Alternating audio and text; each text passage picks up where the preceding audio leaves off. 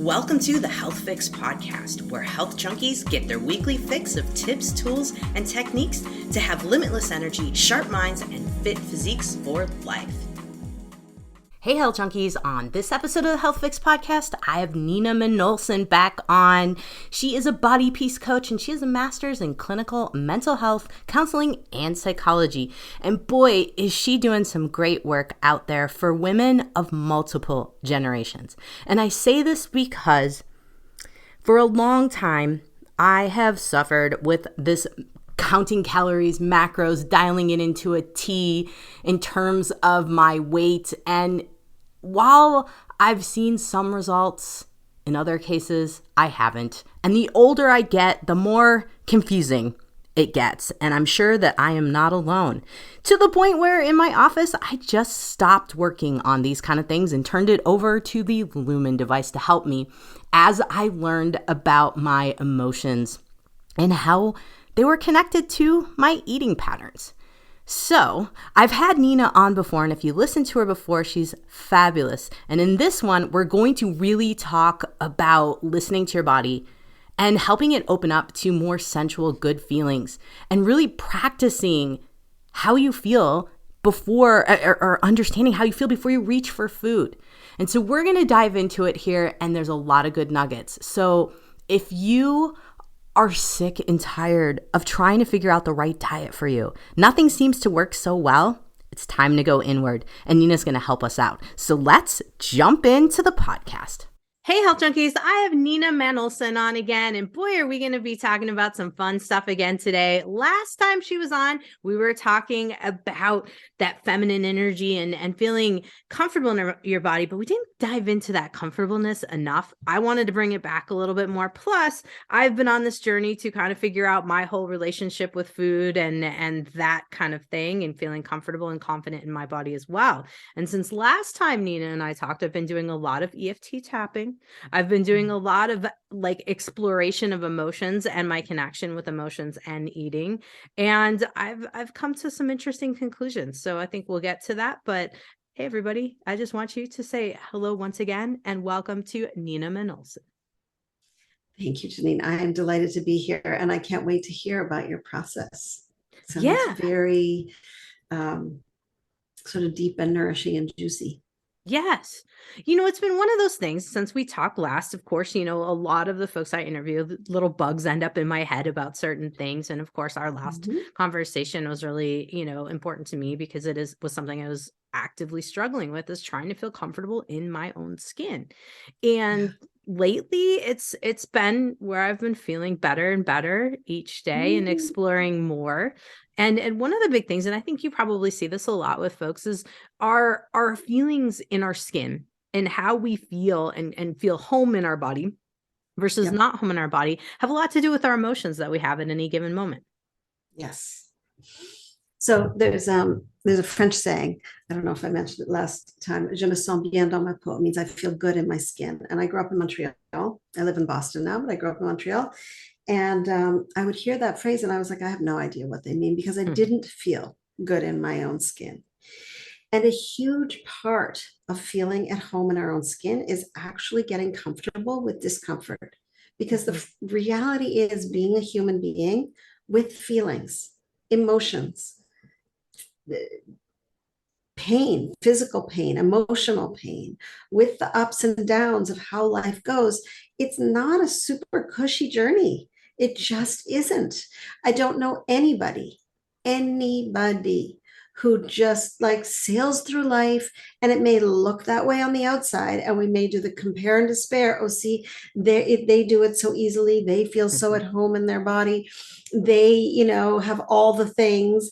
It's so easy for them. But I have worked with women for over 30 years. I have never, ever met anyone who's like, yeah, life has been just like a party at the beach the whole time.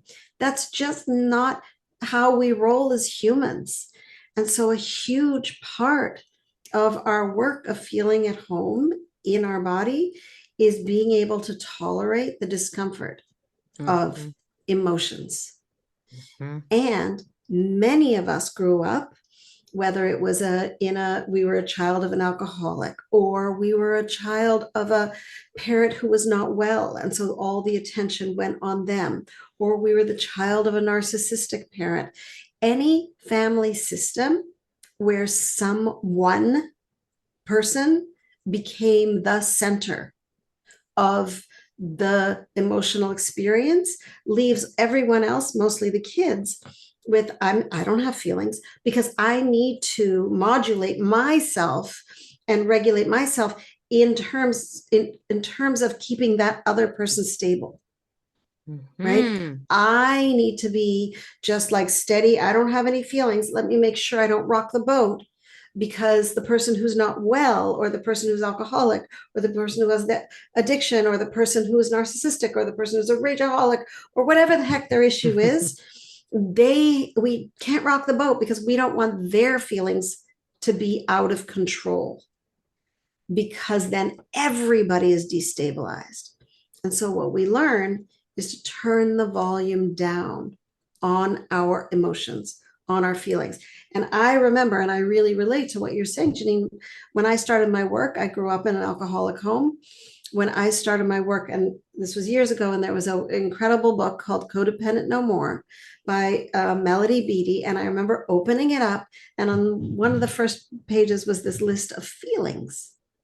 And I was like, oh, I think I was like, I don't know, like late teens, early 20s. And I was like, oh, you're allowed to have these feelings. Like disappointment isn't like a personal flaw. You didn't do it wrong. You're allowed to just feel disappointed. Isn't your fault. And so to open ourselves up to the range of feelings and how they make us feel, allow us to tolerate the human emotional experience, have more emotional intelligence, and be able to navigate food not just as an emotional band-aid. Because when we can't modulate our emotions, when our feelings are all feel like, oh my gosh, this is so uncomfortable, I can't bear it, food is a great tool. It may not make us feel so good in the long run, but it works. It really works. It's like, let me turn down the volume on any feeling, on any rage, sadness, anything. I just get to go numb, or I don't go numb, but I go into self-hate, and that's familiar. Oh, see, I ate that thing. I feel bad about myself. It's not comfortable, but we've been there so many times that it's like, oh yeah, I know that thing. Oh my gosh. Yeah. I mean, I've done that where, yeah, I turn the volume down with food. And then later on, the self-hate and like, oh man, you said you weren't going to eat, that many cookies, Right. Or you said you weren't going to do this. And then look, what did you do? Yes. Yeah. And so to be the place we want to start with that so actually there's a poem, if I may. Yes. So I write body poems, and I write them because I feel like we need a different conversation with our body, and how we talk about it. So this poem, give me 1 second to find it. Here we go. It's called A Poem for Anyone Who's Ever Eaten Their Feelings.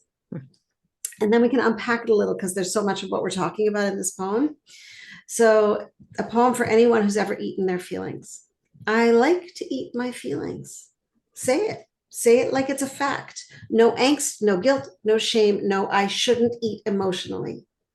It's not a question. It's not, how do I stop myself from eating my feelings? It's not, how do I stop reaching for the flavor that soothes? It's just the truth. I like to eat my feelings, full stop. Don't add, I shouldn't, because then I'll eat too much. Then I'll eat the carbs, the brownies, the all you can eat buffet. Just feel this. I like to eat my feelings. I like to eat because it brings me comfort. It turns down the volume on intensity, on sad, mad, and alone. When I say I like to eat my feelings, I mean I'm hungry for comfort, for some sweetness, for a break. Embrace this. Notice the challenge of being in your body with your feelings. Acknowledge and appreciate how food can be self-care. I like to eat my feelings. When you say this, you know that you are not alone. We all eat emotionally. We're emotional beings. We eat food and have feelings about our food. We have feelings about having eaten our food. When we own it, we are able to eat the food, and the food no longer eats us. We're able to choose food, and the food doesn't choose us. We're able to feel our feelings, and the feelings no longer consume us. When we own it, we make space to be in an authentic relationship with ourselves. Mm. Mm. Owning the eating of emotions is something I think that's huge, and not letting it eat us, of course. That let's unpack that for a minute, because I think for a lot of women, some of the hormone imbalances that I see are related to cortisol that gets kicked off after eating something, and then having all that remorse, regret, judgment, you name it. Yeah. And what you're talking about, I think we jumped into this last time, this connection between our food and our nervous system, right? And women are like, well, I'm just eating my feelings. But the hate that happens after we ate our feelings actually gets in the way of us being able to digest, metabolize, feel relaxed, because the way we talk to ourselves sends us into sympathetic nervous system activation. That's that fight or flight, right? And so we think, oh, I'll be critical of myself and that'll put me back on track, right? Let me give myself a hard time and that will put me on the straight and narrow and keep me like, doing the right thing. And it's totally the opposite. Totally the opposite. That negative conversation with ourselves actually disrupts our hormone balance. Ouch. Yeah. Which I see, I mean, and really I wanted to kind of talk about hormone balance and how it kind of relates to feeling at home in your body, because I feel like there's such, especially right now, I keep seeing women coming to me saying, Doc, I've tried everything and I can't get the weight to come off. I've been tested for everything. The weight can't, we've tried semaglutide, like went as far as injections, right? And trying to balance my blood sugar, and I can't get the weight off. And I have to go back to, okay, what is going on for you? Like, what needs to happen for you to feel home and comfortable in your body? Yeah. It's so interesting. This past weekend, my sister-in-law was here, and it took her, I go and do a kind of movement called gyrotonics, and it's very gentle. It's very deep core work. It really, I'm finding that at my age, I really need alignment work. And that's what this work is. So she went with us just as a one time, just to try it, because she was here for the weekend. And we went. And on the way back, she was like, wow, that's something I need. I want to do this more. And I said, so, what's been your history with movement? She said, well, I was very much into CrossFit. And she said, and I did it for several years, but I was exhausted. And it really wrecked my hormones balance. She said, because every time I left, she said, I was like, push, go, cortisol coursing through my veins. And then I would crash. And then I would sort of spend all week like, okay, I did this amazing workout, but now I have to gear myself up for it. And I said to her, she said, I was like, you know what? This is not working for me. And I said, it's so powerful that you realize that and stepped away and stepped into gentler movement that supported your overall and systemic well-being. Because so many women I talk to are like, okay, I'm turning 50, I'm turning 60, I'm going to do this marathon. I'm going to push my body because I want it to be this specific shape. And I want it. And when I get to that shape, then I will be comfortable in my body, right? That's that conditional relationship with our body. If I do this, then I get to be at home in my body, which is not true at all. but so important for us to be in that place of like, wait a second, what's really supporting my body, right? Like my sister-in-law, she was like, well, this is going to make me strong. And she was like, yes, but this is tearing down the rest of me.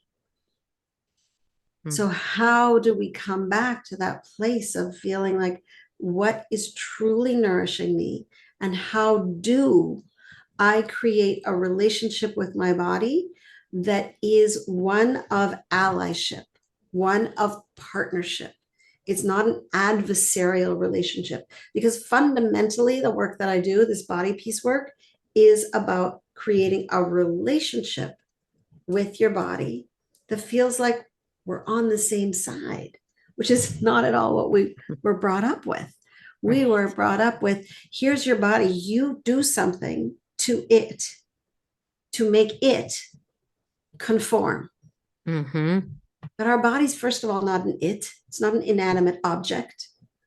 So if we give her a pronoun, say, let's say her, who wants to be in an aggressive relationship with her? Because it just doesn't work. It doesn't feel good. That's true. That's true. And I mean, having done CrossFit myself and getting that like push, go harder, go faster. And if you're competitive, now you got these 20-year-olds in your class with you and you're trying to go as fast as them and looking at their bodies and being like, I want to go back to that. Oh, yeah.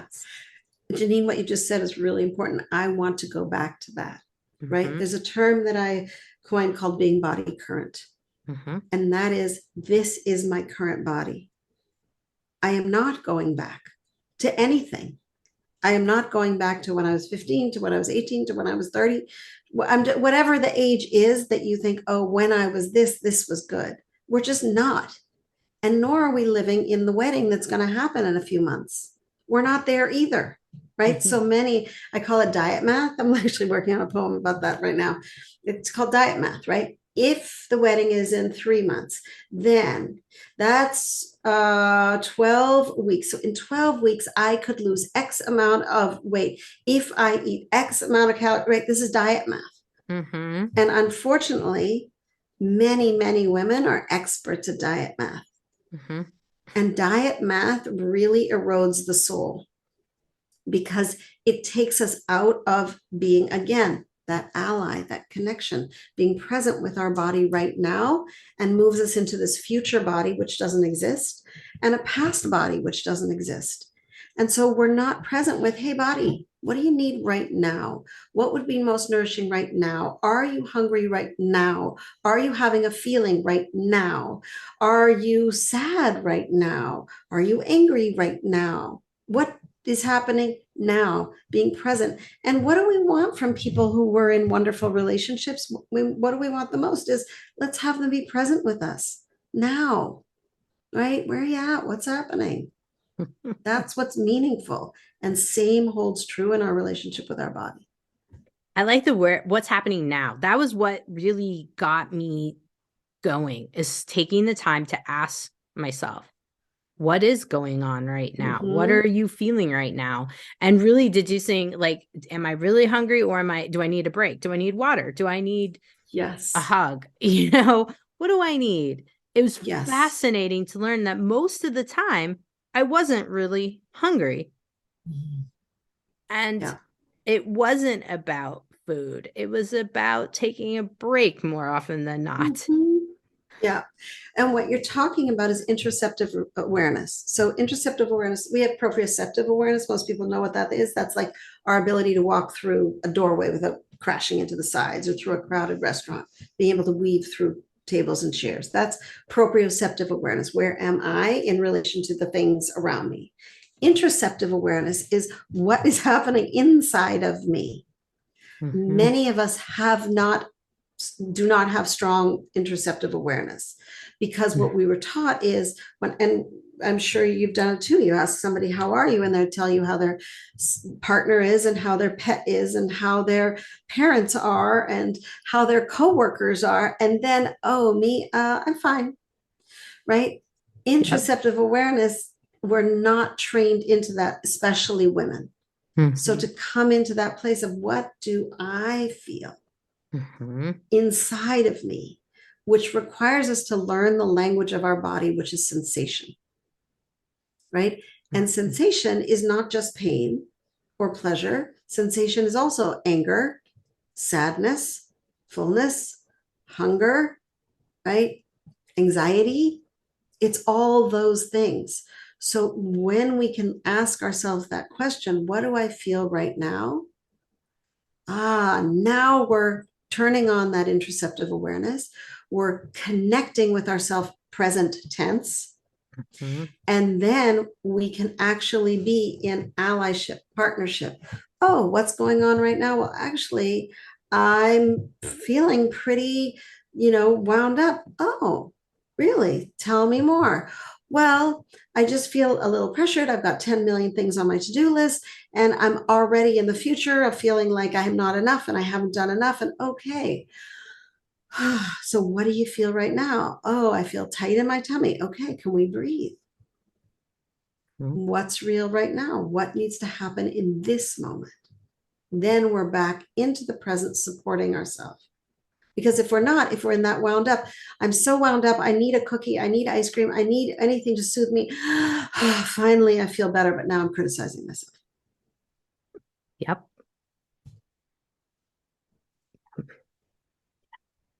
It's a repetitive cycle that I feel like once you can slow yourself down, it's interesting to see what your body actually says to you. Absolutely. It is. Our body has incredible wisdom. Our body knows exactly what she needs or close. She might not be dead on, right? Sometimes I'll stand in front of the fridge. I'm like, I'm hungry. I'm like, I don't know. What do I want to eat? Something crunchy. Okay, let's go crunchy, right? Like it may not be exactly, I want nuts. I want, whatever. But if we listen in and slow down and ask, and in the beginning, it might need to be multiple choice. Are you hungry? I don't know.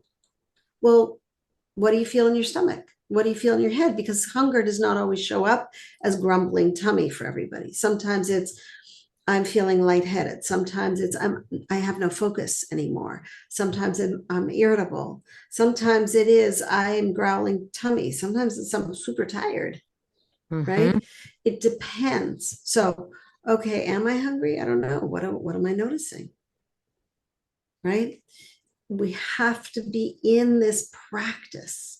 And it is, body peace is a practice. Listening to our body is a practice. It's different than, great, you're going to go on this diet and in 7 days you're going to lose 7 pounds, and then great, you get the gold star and you have arrived. That's not an actual relationship with our body. It's not a relationship with anybody, right? Anybody who's a kid, a parent, a sibling knows, or a partner knows, that real relationships are a practice of connection over and over, process of returning, a process of curiosity.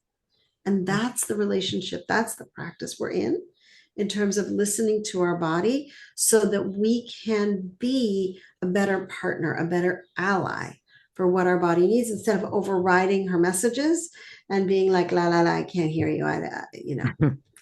Whatever, you have a feeling, I don't want to deal with it. Here's some food. Or you're tired, doesn't matter. Here's some coffee. Or, or whatever it is, you're anxious, here's some ice cream. Like that's not an actual listening relationship. And it's not that ice cream or coffee or any of those things have a moral judgment or they're bad. It's just, is that what you truly need? Yeah. I think it's interesting because that you mentioned practice. And I think that's where a lot of people maybe don't connect it, because a lot of us are all and done. Like, why can't we just learn ourselves and be done with it? Why can't I just learn myself and be comfortable in my body and be done in 2 weeks? Yes. Let's talk about the practice of this, because Yes. I know that I am just in the beginning stages of really understanding the practice, and it's been months since we last talked. Yeah. So let's talk about practicing. Yes. So this concept of practice is so important. And the best way to think about it is the way that yoga teachers talk about it, right? You get on the mat, and it's not like it's a straight line that every day you get incrementally better, right? Yoga teachers talk about you get on the mat, and who you are on the mat on any given day is different. And the practice is about responding to who's on the mat today, right? It may be super energizer bunny who's all about, flow yoga. And then another day it might be like Miss Restorative practice, right? Who's on the mat? So the practice is not a straight line. It's an engagement over and over and over of listening, of honoring, and really of moving ourselves into deeper and deeper body awareness so that we can be in that place of body allyship. Because that's what actually creates the sense of body peace, is when we're in a listening. And so the practice is over and over. Wait, so what's going on? Wait, what do I feel? And it means, so when you sit down to eat, it's not just I'm eat. Okay, now I'm too full. The practice is, oh, I forgot that I was even eating. Wait, okay, I'm eating. Yeah, okay, I'm eating. What does this taste like? It's interrupting ourselves in all the automated places to bring a conversation, to bring curiosity. And it's a slow practice. It requires a lot of patience. And we all want the quick fix. Me too. Like, I would love to have the quick fix. But that's not sustainable, right? Every quick fix I've tried, and I have tried many of them, they all fail, right? And the statistics in terms of dieting is 95% of people who go on diets gain their weight back, if not more, in 2 to 5 years. It's not sustainable. So if we're going for long term, if we're going for a sense of relationship with our body, well, while we're in our 40s, 50s, 60s, 70s, 80s, 90s, and if we're lucky into our hundreds, what we want is a relationship with our body where we're like, what do you need today? What do you need right now? And that's the practice. And what really is the foundation of that practice is self-compassion. Because sometimes our body's going to show up and we're going to be like, really? Like, this is it? This is all the energy you got from me today? Or like, oh, I was really hoping to, like, I don't know, fit into that teeny tiny dress I had from when I was in high school, and I don't. Oh, that's a bummer, right? There's lots of disappointment. And so how do we be in the practice of kindness with ourselves? Oh, this is where I'm at today. This is my body. This is what needs support. That practice is it's a beautiful process. And I think for a lot of people, it's somewhat hard to listen to and go, what, like, I'm actually really going to practice being comfortable in my body. What if I've never, ever felt comfortable in my body as long as I can remember? Yeah. And I get it, guys. You might be listening to this, and I thought it too. Like, I was like, how is it possible? Yeah. And I thought it too. And because I was always like, and I tried for years. I'm going to look in the mirror and say, I love you, body, because there's going to be a switch, and one day I will. And that's not how it works. It's not I do affirmations and suddenly all the years of conditioning that my body is not okay is going to change. The practice is kindness. And there's also a practice that weaves in that as well, which is unlearning.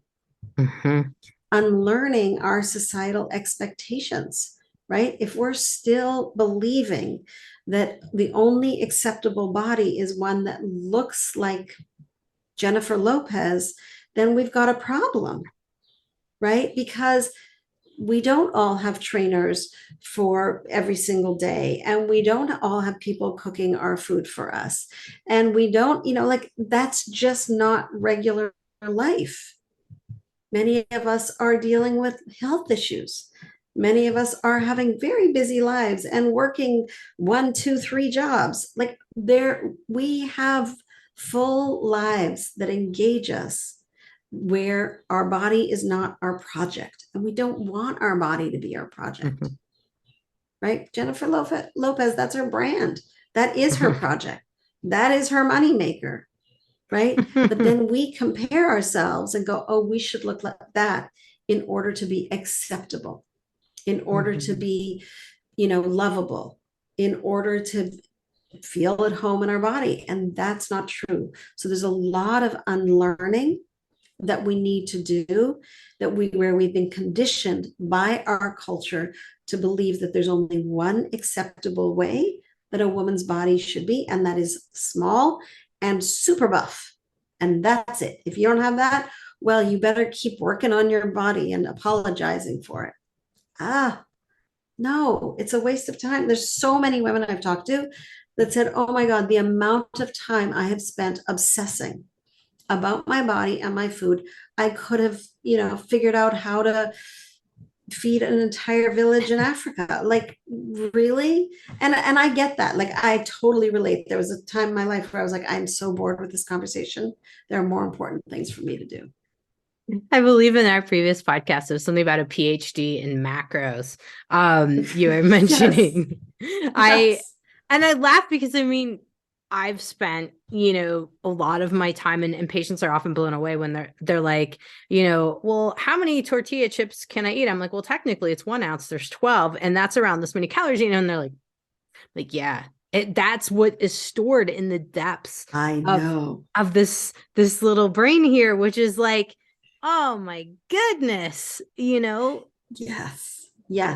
So if our relationship wasn't based on our brain, but rather based on our lived experience, our embodied experience, it takes us to a place of enjoyment, pleasure, right? Feeling more vibrant, because we're not having a management model, a top down, right? Okay, body, this is your brain speaking. This is how it's going to go. You're allowed to eat this and that only, and then that's it. And then you'll be acceptable. First of all, that's not very fun. Second of all, it's not sustainable. And third, we have more important things to do with our brain. And fourth, our body has more wisdom around what she needs than our brain. Now, it's not that we fire the part of us that knows, like, yeah, vegetable would be a good thing to eat in a day. That would be handy. Yeah, probably good for digestion and getting some vitamins. It's not like we fire our intelligence and our knowing, but we don't let her be the tyrannical boss of the operation. We want to get that message. Like, if I've had a day where it's like, I don't know, I get to evening and I'm like, yeah, my body's like, I need something raw vegetable and matter. Like, my body will tell me.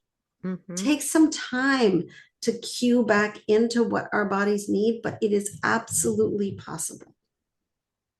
I believe it. I'm definitely, starting to see the process. And I think one of the big things that I had as a question in my head, and maybe some other folks have questions too, is when you start to reach feeling comfortable in your body, what does it actually feel like in the first place? Like, how do you, like, what does feeling at home in your body feel like? And I'm starting to get some ideas, but I want to hear, like, kind of how you describe it to folks, and what kind of things they might be experiencing, feeling when they're like, yeah, I feel at home in this place. So, Jannine, first of all, that's like one of my very, very favorite questions, because often I'm talking about the pain, right, of what it feels like to not feel at home in our body, and to talk about the actual pleasure of being at home in our body, feeling relaxed. We have more access to our energy because we're not wasting on, oh my gosh, what did I do? What should I do? We have more access to our sensuality, because as soon as we're listening to sensation, then there's a lot of sensations to be listened to, which opens the door to sensuality, which also opens the door to sexuality, which is fun. Right. And many women are like, no, that ship has sailed, that door is closed. But often because we've decided to live from the neck up. right? To come back into our body. Also, being at home in our body means not feeling like, oh, I did it wrong all the time. It feels like, yeah, I was hungry, I ate, congratulations, moving on. There's more energy to focus on what is important to us. And we get to enjoy food more because it's not Mm-hmm. like, oh, I can't have any, dessert, because if I have it, I'll eat all of it and then I will feel terrible about myself. We'll feel at home with our body and we're listening. Great. I'd like a little dessert. I had some. That was delicious. Moving on, right? Mm-hmm. Those moments of eating those things that we might have considered forbidden food in the past, first of all, don't become deal breakers with our relationship with our body. They don't become ammunition for shame with our body. They become part of life's pleasures. Mm-hmm. And they don't become, food doesn't become a way to punish ourselves. And our conversation with ourselves is supportive. Now, when that happens, when our internal conversation with ourselves becomes more supportive, well, then we get to do all sorts of cool things. I had a client who she did a lot of deep work together. We worked individually, and she was working in a corporate environment. And she was like, you know what? I have spent years obsessing about what my body looked like and what I ate. And that was taking up all my time. And then I would go to work and just do the job. But my focus was like, I got to get this body together. And once this body stuff was no longer the main, like, oh my gosh, I'm doing it wrong. I ate the wrong thing. Let me start the diet tomorrow. She said, then I was like, oh, well, where do I want to go professionally? And she went and got an advanced degree at a fancy university. She got a huge promotion. She gets up in front of people. She's more visible. She's got a big job. Like, she's like, oh my gosh, like I got myself back. Or I don't love that term, I got myself back, but she's like, I got myself for the first time, really. Like I claimed my full power. And Mm-hmm. one of the things I really believe is women on this planet have a lot of important things to do. Being obsessed about your food and body is not one of them. Mm-hmm. Mm-hmm. It, and when you think about it, like you're like, oh my God, yeah, you're totally right. When you think about it, I don't think anyone, like, I wish that you were around when I was like 10 years old in my health classes, and saying being obsessed about your food is, not going to move you forward in life. It's not, it's going to hold you back. And it's like, dang, where's that programming? Yes. That. I wish I was there when I was 10 years old. There was none of that messaging, right? The messaging was, oh, her body is better, Mm-hmm. right? By the time I was 15, I was reading 17 magazine, comparing myself to every single woman in there, looking at every diet that they had going, right? By the time I was 15, I had tried grapefruit diets and Scarsdale diet, which was like the precursor to Atkins or keto or something like that. There was a million things I had tried by the time I was 15. By the time I was 16, I was already like, no, I'm a problem. This Mm-hmm. body is not okay, because everybody else can wear low slung jeans, but no, not me. So I better fix this body.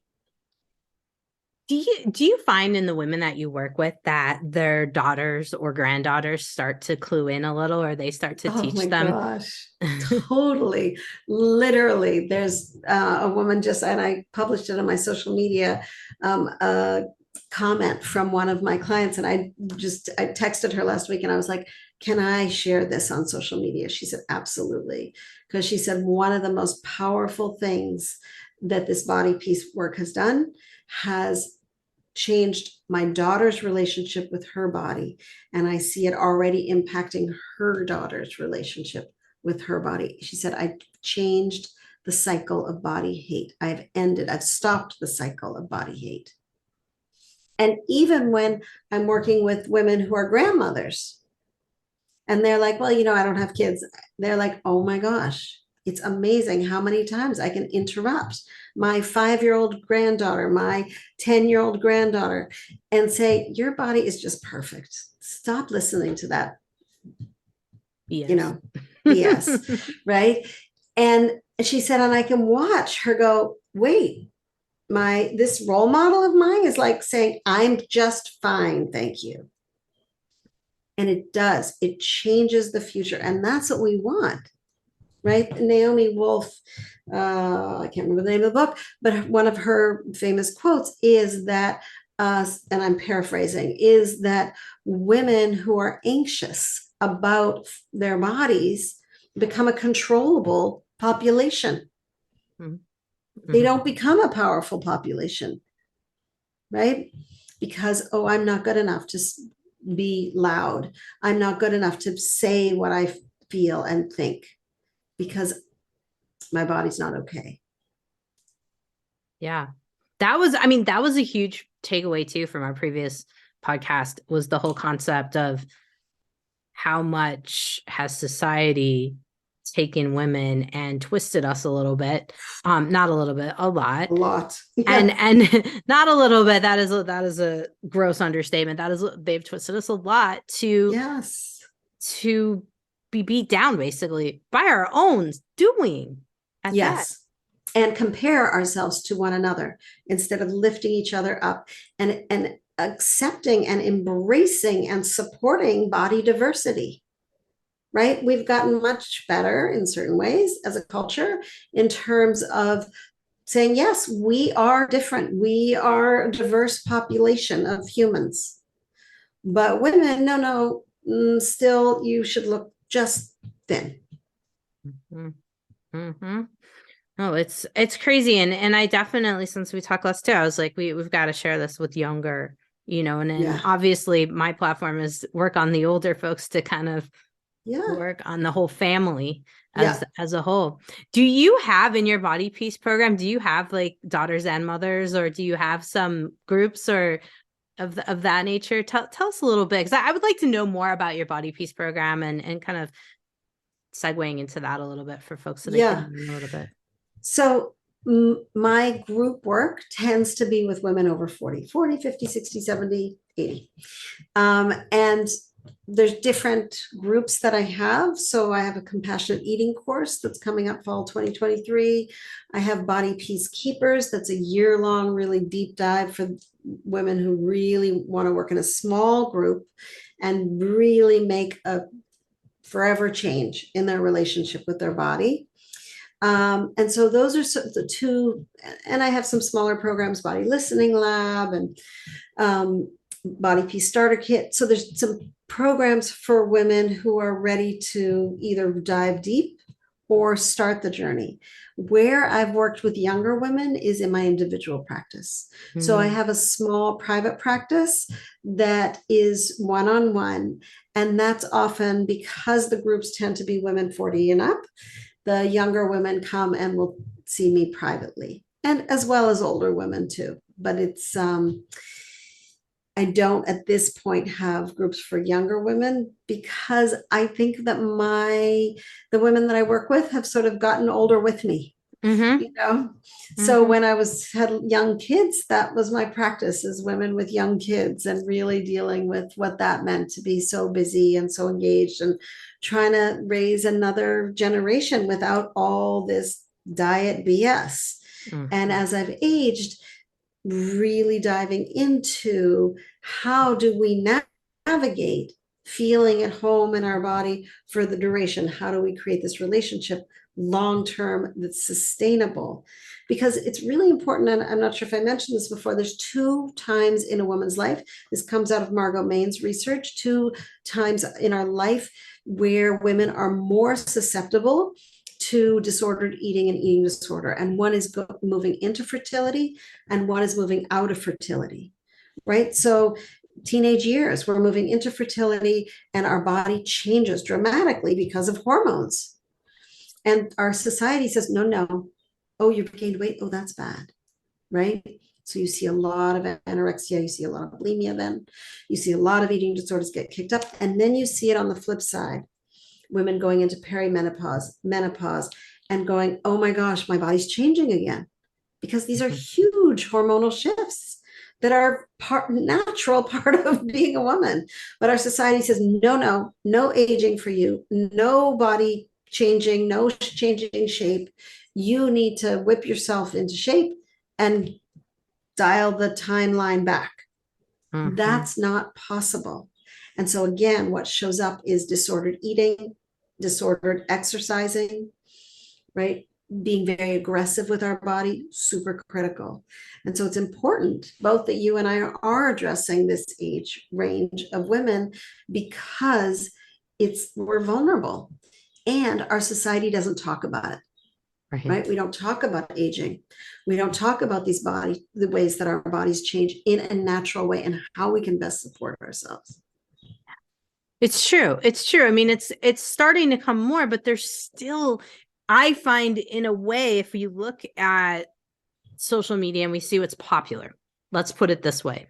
The stuff that's popular still is the thin, let's put it this way, over exercising, as I would call it, females showing up and doing their HIIT workouts and talking about weight and things. And it bothers me, Yep. to see that over and over and over again. Still, Yeah, still. still. Absolutely. It is. It's heartbreaking, really, right? I always want to interrupt those conversations. I don't, but I always want to interrupt and go, don't you have more important things to talk about? Mm-hmm. Mm-hmm. Right? Like, is this really your identity? Is this the most important thing you can think to put your energy on? You know, I I um I love languages, and I'm currently learning a language and taking classes twice a week, 8 o'clock in the morning. Like, I'm Mm-hmm. gotten serious about it. And as I was diving into this language, this recent language, I was like, how many languages could I have learned if I didn't learn the language of Weight Watchers, of Scarsdale's, of macros, of my, right? How many other languages could I have learned by now? But instead, I learned the language of dieting. Mm-hmm. Mm-hmm. It's a waste. Yeah. And Yeah. it's a cultural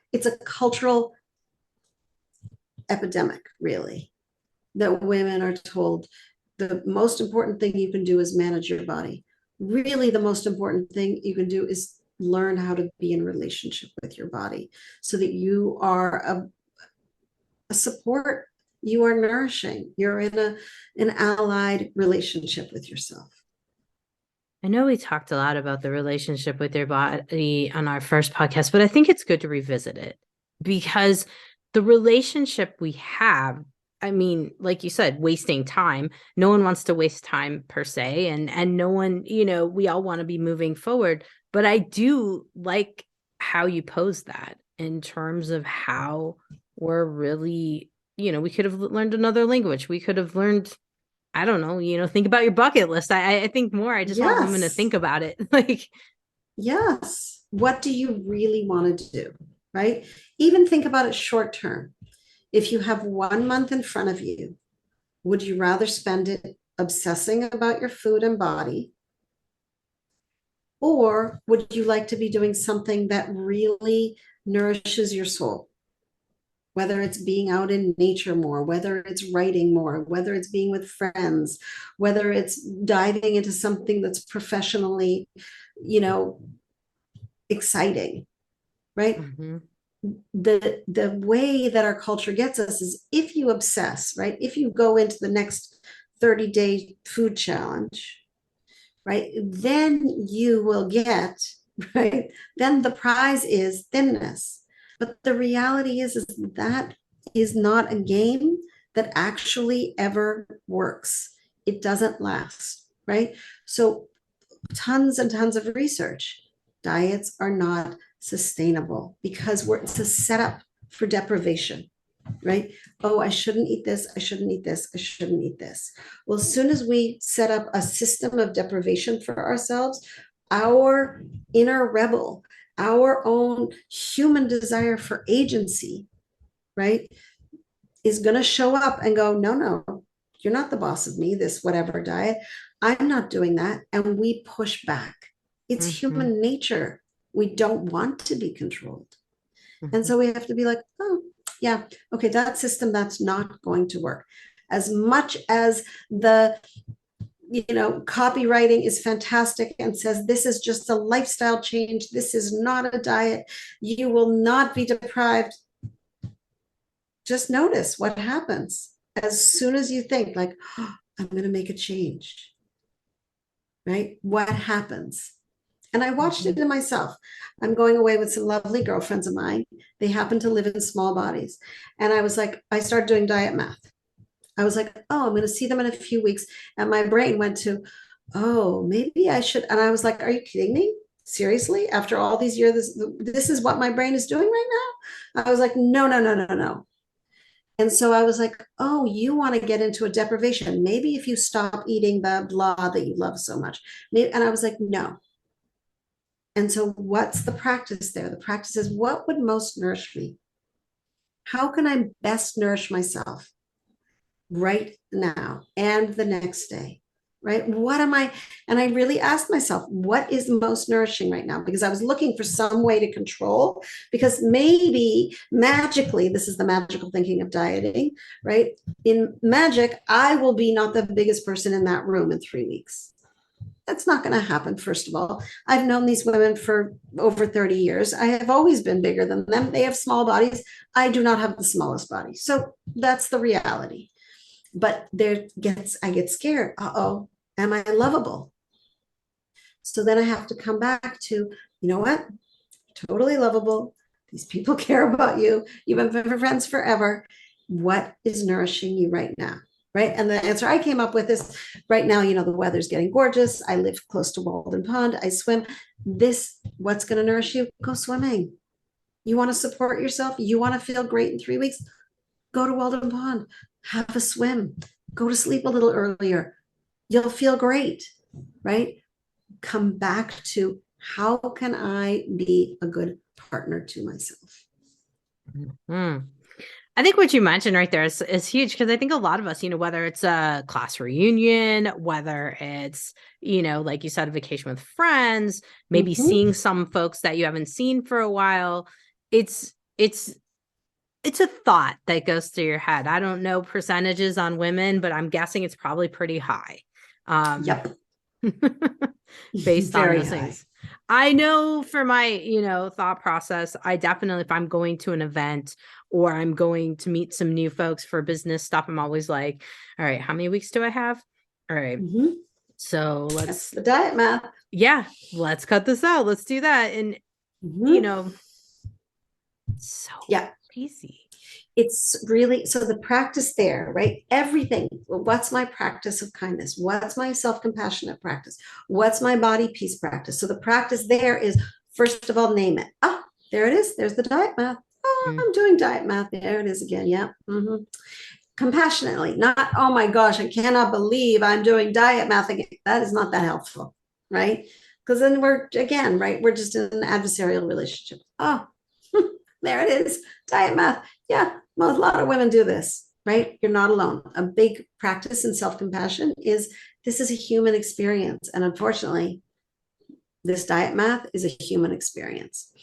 Oh, there's the diet math, right? So that's the first part of the practice. The next part of that practice is, oh, okay, so there's a little anxiety around here. Let's name the feeling underneath, right? Just like, oh, I'm afraid of being the largest person in that room. Oh, there's a feeling underneath that. I'm doing diet math because there's a feeling. So that's the second part of the practice. Name it and then look underneath the hood. What's the feeling? Okay. Then underneath that, oh, so what do I need? What's my need? How can I nourish myself? Right. So it's a 3-step process. Name whatever's going on, often the diet math. Then what's the feeling under the hood of that? Oh, I'm anxious. I'm scared. I'm angry, whatever the heck it is. Right. And then what do I need? What would support me? And then we're in an allyship. And that's our practice over and over and over, is to come back to that place of connection, allyship, feeling like we're in a collaborative relationship with our body, not a war. That's what body peace is. Makes sense. I think a lot of folks, including myself right now, might be like, okay, Nina, so what was your need? And when you looked under the hood and you had that feeling for meeting up with your friends, what did you find under the hood and what was the need? Yeah. So I get scared that they're not going to love me as much because I'm bigger. And it's happened. Like this pattern has happened. I go away with them every once in a while. So the last time it happened, I was like, you know what? If I'm still feeling it when I walk in the door, I'm naming it. So I walked in the door and I was like, oh, I've been so in my head around not my body not being good enough. And they just looked at me with such kindness and said, oh yeah, doesn't that happen? And we moved on. Right? Like, hello, welcome to being a human being. Welcome to being a woman where we compare, right? It happens to us all and moving on, right? That we're not bad that we have it. We just work with it, right? Oh, honey, right? That's one of my friends. That's her line. Oh, honey, that happens, right? And the oh, honey is always the most compassionate. Oh, honey, right? I've been there. I think it's good to hear kind of it coming from you as well. Cause I think, still there is that thought process, and that's why I share my story too, is because I still have women think that, we're all, cause we're teaching this, that we have it perfectly set and we don't have these feelings anymore. And we got it all dialed in. And I want people to really understand that it's a practice. It is a practice. It is a practice. And there's a reason I do this work. It's because it was my work, right? And it still is my work, right? And hopefully until the day that I die, I will be in a practice of relationship with myself so that I can continue to nourish and support myself so that I can live the most vibrant, engaged life that I can. That's huge, and not miss out on things, because we don't want to be missing it out because we're doing, math. Right. And the amount of women I talk to who are like, no, I didn't go to the event because I don't want to wear a bathing suit at the pool party, or I don't want to X because of this, or I didn't want to be in a picture. Ugh, painful. We deserve to show up in life fully. Absolutely. Absolutely. So let's share with folks how they can show up in life fully and learn from you, where all the websites are, how to find you on Instagram, all of those things, so that they can take a step over there and not miss out anymore on life. Fantastic. So the best place to find me is my website, Body Peace with Nina, all one word, bodypeacewithnina.com. You can also look up ninamanolson.com, but that's a bit trickier to spell. So bodypeacewithnina.com works really well. And on Instagram, Facebook, TikTok, all the places, I am there as Nina Manolson. Nice. And on my website, there is an actual journal that will support you in your practice of body peace. It's literally called Practicing Body Peace. And in that journal are about 20 questions that are questions that I would ask you about your relationship with your body or your food if you were sitting with me, over Zoom having a session. And there's a few of my body poems in there. So it's a way to start engaging. How is this relationship going? Where did I learn this stuff? How would I describe this relationship that I have with my body? And starting to unpack the relationship you currently have so that you can create a relationship with your body that truly feels supportive and nourishing and respectful. Well, I can definitely attest that it's possible. I downloaded your PDF. I took it to heart and started practicing it, and I'm feeling a lot better. And that's just one step at a time here, guys. So I definitely encourage you to reach out to Nina, take a look at what she's got there, and at least, if nothing else, start with the PDF. And please share with any women in your life, because ultimately, this is what I want folks to hear is sharing this information with your friends, with your younger women in your life. Absolutely. Absolutely. Brilliant. Well, Nina, thank you so much for coming back on. I appreciate it. Thanks for dishing with me on all this stuff, because I just felt called to have to share again. So thanks again for coming on. Jannine, my absolute pleasure. Thank you so much. You're welcome. Hey, fellow health junkie. Thanks for listening to the Health Fix podcast. If you enjoyed tuning in, please help support me to get the word out about the podcast. Subscribe, rate, and review, and just get that word out. Thanks again for listening.